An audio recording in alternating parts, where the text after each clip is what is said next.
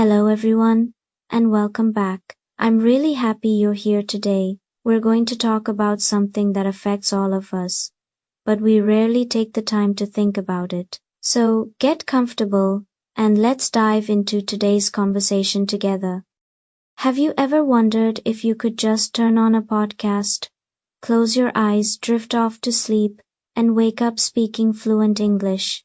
I know, it sounds like absolute magic, like something straight out of a science fiction movie, but let me tell you right off the bat, before you get too excited and try to play a dictionary under your pillow tonight, it's a little bit more complicated than that. Today we are going to look at the truth behind learning English while sleeping. Can your brain actually absorb a brand new language while you are snoring away? Or is it just a clever myth? We're going to break it down step by step, and I'll share a brilliant bedtime routine that actually works to boost your English overnight. Let's start with the big question. Can you learn new words, brand new grammar rules, or complex sentence structures while you are completely unconscious?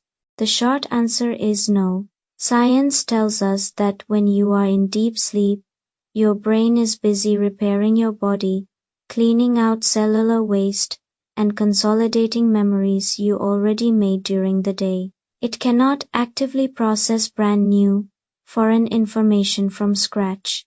If you play a vocabulary list in a language you've never heard before while you're deeply asleep, your brain mostly hears it as background noise. It won't stick. I wish it worked that way, trust me. Think about how easy school would have been. But here is where it gets interesting. While you cannot learn brand new things from scratch while asleep, your brain does something amazing with the things you studied before you went to bed. This is called memory consolidation. Think of your brain like a tidy-up crew working in a massive library.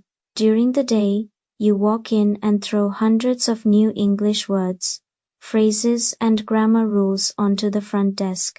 It's a total mess. But when you sleep, especially during REM sleep, that library crew takes all those books off the desk and puts them neatly onto the correct shelves. So, if you review English right before you close your eyes, your sleeping brain takes those exact words and locks them into your long-term memory. Let's try a quick exercise right now. Imagine you learned 3 new words today: pillow, blanket, and dream. If you just close your book and go straight to sleep, your brain might lose half of them, but if you review them softly in your mind, right as you lie down, your brain treats them like VIP guests for the night shift. Now, what about passive listening? A lot of English learners like to play gentle English stories, podcasts, or meditation guides softly while they drift off. Does that do anything? Actually, yes, just not in the way most people think.